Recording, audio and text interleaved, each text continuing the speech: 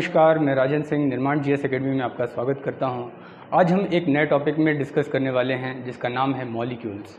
हमने अपने पिछले लेक्चर में देखा स्ट्रक्चर ऑफ एटम के बारे में। आज हम पढ़ेंगे मॉलिक्यूल्स में।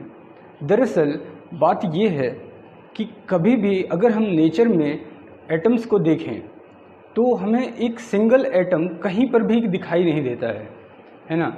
और साथ ही साथ कभी भी एक सिंगल एटम को आइडेंटिफाई करना काफ़ी ज़्यादा मुश्किल काम है, बल्कि उसकी बजाय हम अगर मॉलिक्यूल्स से देखें तो मॉलिक्यूल से ही सारी की सारी चीज़ों को हम आसानी से देख पाएंगे। फॉर एग्ज़ाम्पल, अगर हमें वाटर को देखना है तो इस वाटर में H2O प्रेजेंट है। H2O क्या है? H2O दरअसल वाटर का एक स्मॉल मॉलिक्यूल है। इस वाटर से ही अगर हम इस मॉलिक्यूल का पूरा स्टडी कर लें तो हमें ये बात पता चल जाएगी कि हमने जो फिज़िकल और केमिकल प्रॉपर्टीज़ इस H2O यानी कि एक मॉलिक्यूल की देखी है, वही सारी की सारी फिज़िकल और केमिकल प्रॉपर्टीज़ इस पूरे के पूरे वाटर में मिलेंगी। तो इसका मतलब अगर हम फंडामेंटल पार्टिकल्स की स्टडी करना चाहते हैं तो हमें सबसे पहले आइडेंटिफाई करना चाहिए इस मॉलिक्यूल्स को ही। तो आइए इसे हम सीखने की कोशिश करते हैं। आज का टॉपिक हमारा मॉलिक्यूल्स। दरअसल हुआ ये कि सबसे शुरुआत में जब भी मॉलिक्यूल्स पे स्टडी होने शुरू हुई तो शुरुआत में कुछ थ्योरीज दी गई। एक बहुत ही पॉपुलर और रिनोन्ड थ्योरी है डाल्टन एटॉमिक थ्योरी। डाल्टन ने कुछ ऐसी बातें बताई जिससे इन सारी बातों को के निष्कर्ष तक हम पहुंच सके। तो खास बात है कि आखिर ये थ्योरीज क्या होती हैं, तो हम थ्योरीज के बारे में जानते हैं। दरअसल जब भी हम किसी भी चीज़ की स्टडी करनी शुरू करते हैं तो सबसे पहले हमें कोई ना कोई एक थ्योरी, एक माइंड मैपिंग करनी होती है। उस माइंड मैपिंग के थ्रू हम जान पाते हैं कि आखिर हम किस किस बारे में हमारी जो लाइन ऑफ स्टडी होगी वो कौन सी होगी, हम किस डायरेक्शन में सारी चीज़ों की स्टडी करनी शुरू करेंगे। यही काम होता है थ्योरी देने का। और थ्योरी को फर्दर फिर कुछ एक्सपेरिमेंट्स किए जाते हैं। उन एक्सपेरिमेंट्स के थ्रू ही जाना जाता है कि अच्छा ये लॉज हो सकते हैं, ये प्रिंसिपल हो सकते हैं। इन सब चीज़ों से ही ये सारी चीज़ें प्रूफ हो सकती हैं और हम इन सब बातों को जान सकते हैं। तो आइए हम सबसे पहले पढ़ना शुरू करते हैं। पहली चीज़ डाल्टन एटॉमिक थ्योरी के बारे में। डाल्टन एटॉमिक थ्योरी के बारे में। इस डाल्टन एटॉमिक थ्योरी में कुछ इम्पॉर्टेंट बातें कही गई। डाल्टन ने बताया कि दरअसल सबसे पहले अगर हम केमिकल रिएक्शंस करने शुरू करते हैं तो केमिकल रिएक्शन में होता क्या है कि सबसे जो स्मॉलेस्ट पार्टिकल्स होते हैं, उसने कहा कि ये स्मॉलेस्ट पार्टिकल्स एटम्स होते हैं और ये एटम्स ही आपस में रिएक्शंस में पार्टिसिपेट करते हैं। उसका कहना था कि एटम, डाल्टन का ही नाम दिया हुआ है कि एटम कैसे होते हैं, इंडिविजिबल होते हैं, इन्हें तोड़ा नहीं जा सकता। और ये एटम्स ही आपस में रिएक्ट करके कुछ नए कंपाउंड्स का फॉर्मेशन करते हैं। साथ ही साथ उसने कुछ और भी बातें बताई, जैसे कि इन एटम्स के रिएक्शन के बाद ये जो आपस में एसोसिएशन होता है, उनका एसोसिएशन एक पर्टिकुलर एक होल नंबर के फॉर्म में होता है। इस तरीके की उसने थ्योरीज दी। तो हम देखते हैं कि डाल्टन की एटॉमिक थ्योरी कहाँ तक सक्सीड करती है। डाल्टन ने पहली बात कही कि एटम स्मॉलेस्ट पार्टिकल है।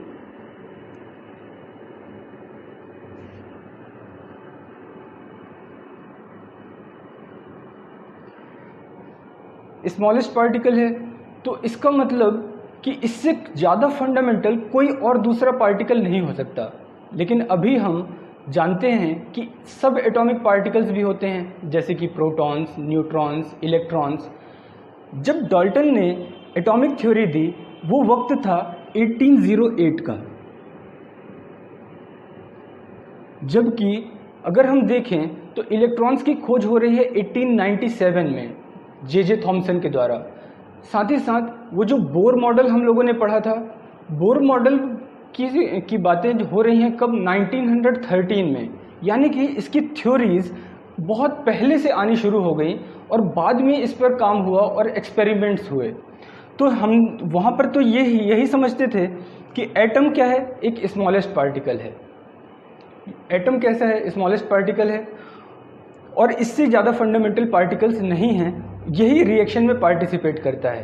तो ये बात गलत हुई, लेकिन फिर भी हमारे लिए एक बेस तैयार हुआ कि हम एटम को जान पाएँ। उसने कहा सभी तरीके के जो एटम्स होते हैं वो अपने अपने रूप में एक अलग आइडेंटिटी रखते हैं। ये बात बिल्कुल सही भी थी। फॉर एग्ज़ाम्पल ऑक्सीजन का एटम है, तो ऑक्सीजन का एटम जिस तरीके का वाटर में होगा, उसी तरीके का कार्बन डाइऑक्साइड में होगा, उसी तरीके का हमारे ह्यूमन बॉडी में भी होगा। ये बिल्कुल वैसा ही है कि आप पानी कहीं का भी ले लें, उसका मॉलिक्यूलर फार्मूला हमेशा और हमेशा H2O ही होता है। ये बिल्कुल वैसी ही थ्योरी है। तो ये बात तो सही थी। फिर उसने कहा कि ये जितने भी कंपाउंड्स बनते हैं केमिकल रिएक्शंस के बाद, वो सभी के सभी होल नंबर्स में बनते हैं। उनका रेशियो जो रहता है वो होल नंबर का रहता है। फॉर एग्जांपल हम H2O को ही लें तो इसमें इसका एटॉमिक नंबर कितना है 2 और इसका कितना है एटॉमिक वेट, वो है 16। और इनका रेशियो देखें तो इनका रेशियो 1:8 आता है। तो हाँ, यहाँ बात तो सही हो गई कि ये इनका जो रेशियो बन रहा है वो होल नंबर में बन रहा है। मगर ये बात पूरी तरीके से सही नहीं है। अलग अलग जगह इसका रिफ्यूटेशन भी मिलता है। फॉर एग्जांपल हम सुक्रोज का एग्जांपल लें, शुगर का, जो हमारे घर में चीनी इस्तेमाल होती है उसका एग्जांपल लें, तो उसका फार्मूला होता है C12O22 और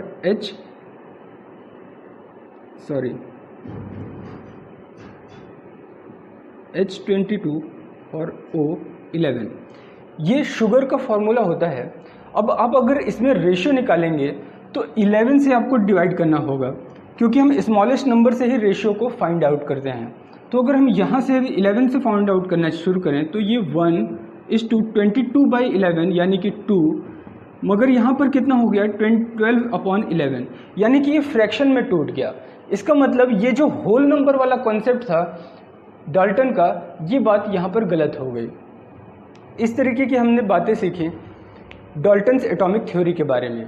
डाल्टन्स एटॉमिक थ्योरी काफ़ी इम्पॉर्टेंट है और ये काफ़ी इसके जो पोस्टुलेट्स हैं, इसकी जो परिकल्पनाएं हैं, वो कई बार क्वेश्चन पूछ लिया जाता है। 3 नंबर का क्वेश्चन आ सकता है और उसमें आप इसके पोस्टुलेट्स के बारे में बता सकते हैं। आगे देखते हैं मॉलिक्यूल्स के बारे में। इसमें जब डिस्कवरी हुई और इसमें कुछ लॉज दिए गए, कुछ fundamental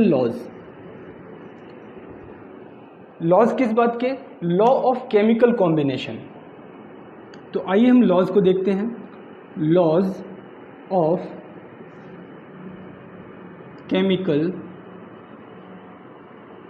combination,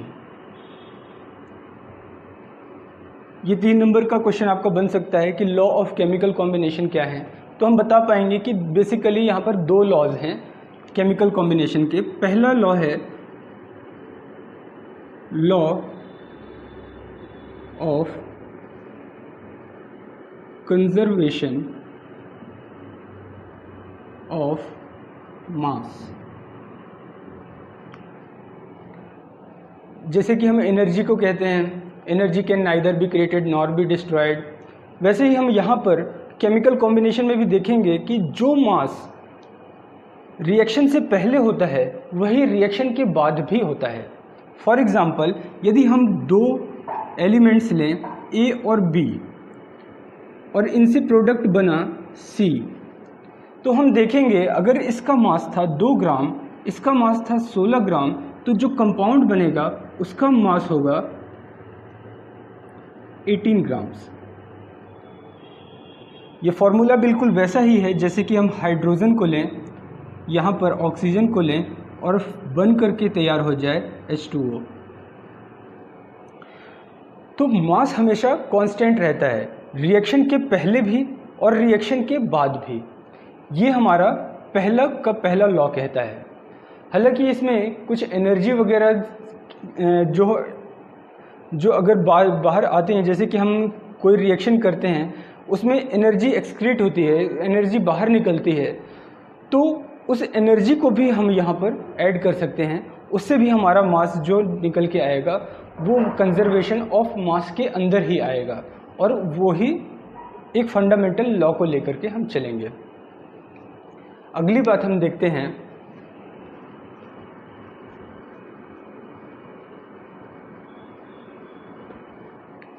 law of definite proportion. इसे लॉ ऑफ कांस्टेंट प्रोपोर्शन भी कहते हैं। लॉ ऑफ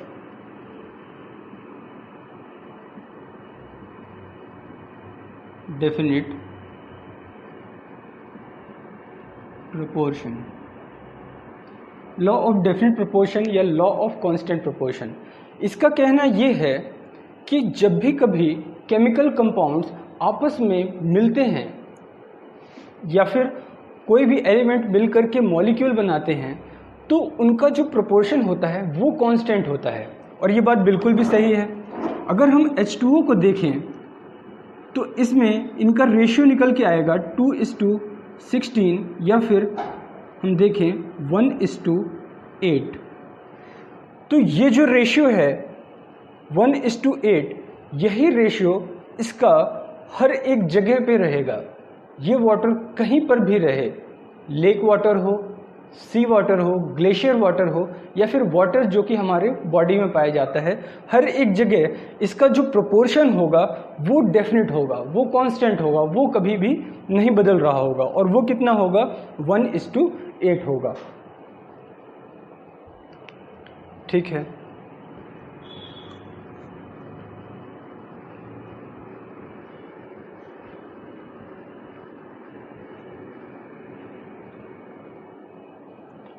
नेक्स्ट बात हम जानते हैं,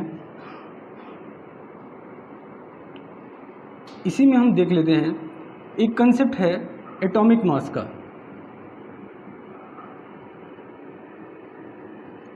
एटॉमिक मास बेसिकली क्या है? तो अगर हम इसे to the definition, by the definition चलें, तो हम देखेंगे कि ये जो कार्बन 12 है, इसी का यदि हम 1/12 वेट ले लें, 1/12 वेट ऑफ कार्बन एटम, उसे ही क्या कहा जाता है? उसे ही 1 AMU कहा जाता है। AMU, AMU का मतलब है एटॉमिक मास यूनिट। इसी एटॉमिक मास यूनिट को लेकर के ही हम एटॉमिक वेट निकालते हैं, सभी के सभी एटॉमिक वेट। अगर हम हाइड्रोजन देख रहे हैं तो हाइड्रोजन का जो एटॉमिक वेट है 1H1, यानी कि एटॉमिक वेट क्या है? 1। ऑक्सीजन का ले रहे हैं 8O16, तो एटॉमिक वेट क्या है? 16। क्लोरीन का क्या है? 35। तो इस तरीके से ये जो एटॉमिक वेट हैं ये इसी AMU के टाइम्स हैं, उनके गुना हैं। 1 गुना, 16 गुना, 35 गुना। इस तरीके से हम एटॉमिक मास या फिर AMU को जानते हैं। आइए और आगे हम सीखते हैं।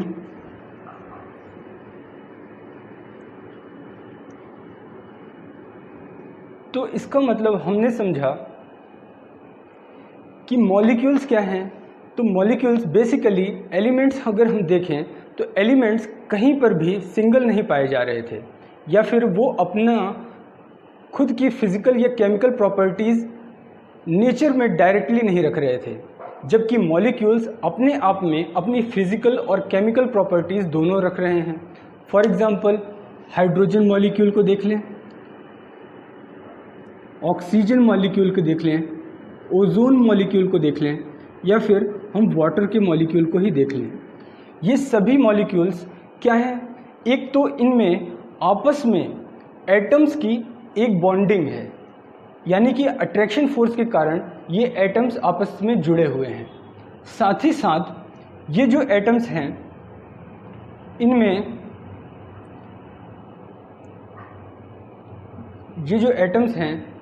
इनमें एक तो बॉन्डिंग है, दूसरा अट्रैक्टिव फोर्स है, और साथ ही साथ इसका मतलब ये है कि हम इससे मॉलिक्यूल्स की डेफिनेशन निकाल सकते हैं।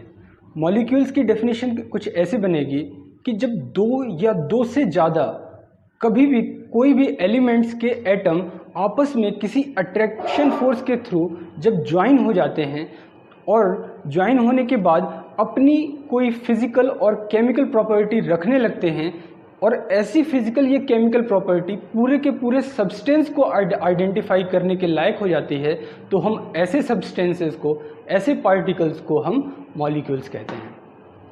इस तरीके से हम मॉलिक्यूल्स को डिफाइन कर सकते हैं।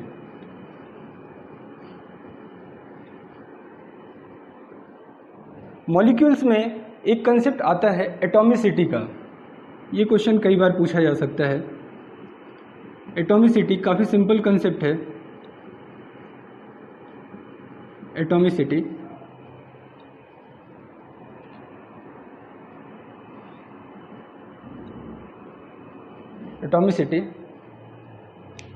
एटॉमिसिटी का मतलब होता है कि किसी भी मॉलिक्यूल में कितने एटम प्रेजेंट हैं। फॉर एग्जांपल, अगर हम हीलियम को देखें तो हीलियम अपने आप में ही एक मॉलिक्यूल है, इसलिए इसकी एटॉमिसिटी 1 हो जाएगी। ऑक्सीजन को देखें तो इसकी एटॉमिसिटी 2 है, क्योंकि दो एटम मिल करके क्या बना रहे हैं, एक मॉलिक्यूल बना रहे हैं। ओजोन को देख लें तो ओजोन की एटॉमिसिटी कितनी है, 3 है। ऐसे ही फॉस्फोरस की एटॉमिसिटी 4, सल्फर की एटॉमिसिटी कितनी होती है, तो 8। अगर बकमिनिस्टर फुल्लेरिन की बात करें तो फुल्लेरिन की एटॉमिसिटी कितनी होती है, तो ये होती है 60। इस तरीके से जितने भी एटम्स मिल करके एक मॉलिक्यूल बना रहे होते हैं वही उसकी एटॉमिसिटी हो जाती है। ये सिर्फ और सिर्फ एक ही एलिमेंट में नहीं, बल्कि एक से ज़्यादा अगर एलिमेंट्स जुड़ रहे हैं तो उनकी भी एटॉमिसिटी हो सकती है। फॉर एग्जांपल, अगर वाटर है तो वाटर में कितने एटम्स हैं, तो एक ऑक्सीजन का एटम और 2 हाइड्रोजन के एटम, तो इसकी एटॉमिसिटी कितनी हो गई, 3। तो इसका मतलब एटॉमिसिटी की अगर डेफिनेशन आपसे पूछी जाए तो number of atom present in a molecule is known as its atomicity. तो हम इस तरीके से एटॉमिसिटी को डिफाइन कर सकते हैं।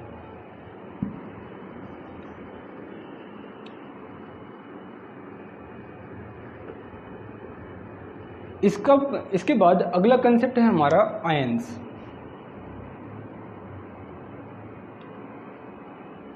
अगर हम देखें तो हमारी पूरी की पूरी पीरियोडिक टेबल में हमें कुछ मेटल्स दिखाई देंगे और कुछ नॉन मेटल्स दिखाई देंगे, और हमने बात की थी कि ये सभी के सभी मेटल्स, नॉन मेटल्स या कोई भी एटम अपने आप को हीलियम, नियॉन, आर्गन, क्रिप्टॉन की तरह बनाना चाहता है। इसका मतलब अपना ऑक्टेट कंप्लीट करना चाहता है, और इस ऑक्टेट कंप्लीट करने के लिए वो कुछ ना कुछ इलेक्ट्रॉन्स रिलीज करता है या एक्सेप्ट करता है। मेटल्स बेसिकली इलेक्ट्रॉन्स रिलीज करते हैं और non metals basically electron accept करते हैं, ताकि वो दोनों स्टेबल हो सकें।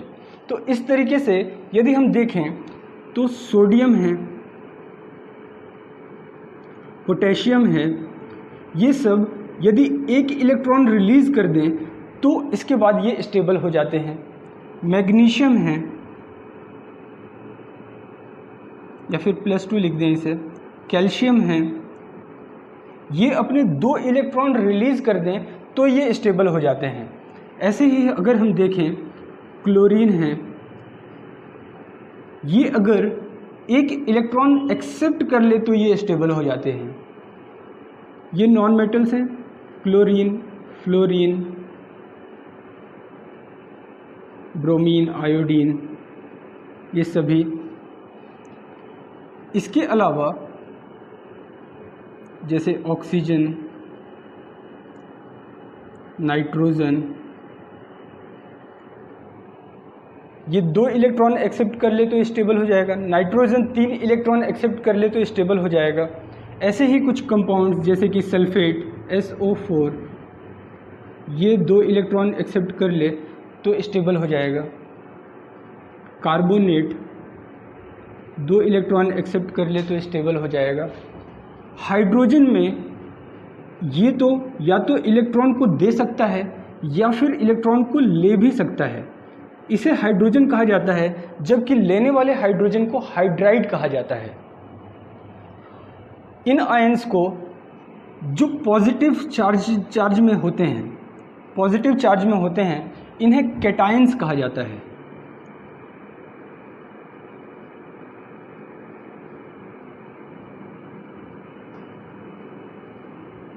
कैटायंस कहा जाता है, और जो निगेटिवली चार्ज्ड हैं इन्हें एनायंस कहा जाता है। कैटायंस और एनायंस। साथ ही साथ यदि हम इनकी केमिकल रिएक्शंस की बात करें तो जितना पॉजिटिव होगा उतना ही जब नेगेटिव मिलता है, जितना पॉजिटिव उतना नेगेटिव, अगर जब ये ऐसा मिलता है तभी ये क्या बन पाते हैं, केमिकल कंपाउंड्स बन पाते हैं। तो हम केमिकल कंपाउंड्स की फॉर्मेशन देख रहे हैं। फॉर एग्जांपल, अगर हमको SO4 के साथ में सोडियम को जोड़ना है तो हमें कितने सोडियम चाहिए होंगे? सोडियम में तो एक प्लस है, तो हमें 2 सल्फेट के लिए हमें 2 माइनस के साथ 2 प्लस जोड़ना है। तो अगर हम इन दोनों को जोड़ना चाहें तो हमें 2 सोडियम की ज़रूरत पड़ेगी। इसलिए सोडियम सल्फेट का फॉर्मूला बनेगा Na2SO4। कैल्शियम सल्फेट का अगर हमें बनाना होगा तो कैल्शियम में 2 प्लस ऑलरेडी है, इसमें 2 माइनस है, तो कैल्शियम सल्फेट का फॉर्मूला क्या बनेगा? CaSO4 direct. इसमें हमें 2Ca नहीं लेना पड़ा। इस तरीके से मॉलिक्यूल्स में केमिकल फॉर्मेशन होता है और इस तरीके से केमिकल कंपाउंड्स बनते हैं। इनमें हम किसी भी तरीके से देख सकते हैं, जैसे कि नाइट्रोजन के साथ अगर हाइड्रोजन को जोड़ना है तो कितने हाइड्रोजन जुड़ते हैं, तो देखेंगे NH3, क्योंकि इसमें 3 माइनस हैं और H में तो 1 प्लस है, इस कारण से, और ये अमोनिया का फॉर्मूला बन जाता है। इसी तरीके से सभी के केमिकल कंपाउंड्स बनते हैं।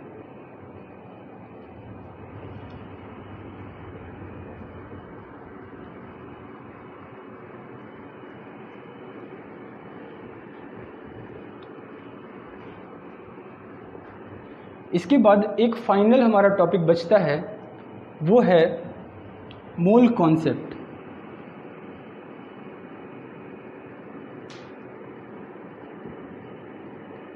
ये मोल कॉन्सेप्ट क्या है? दरअसल एवोगैड्रो एक साइंटिस्ट थे, उन्होंने एक कांस्टेंट दिया था, एवोगैड्रोस कांस्टेंट।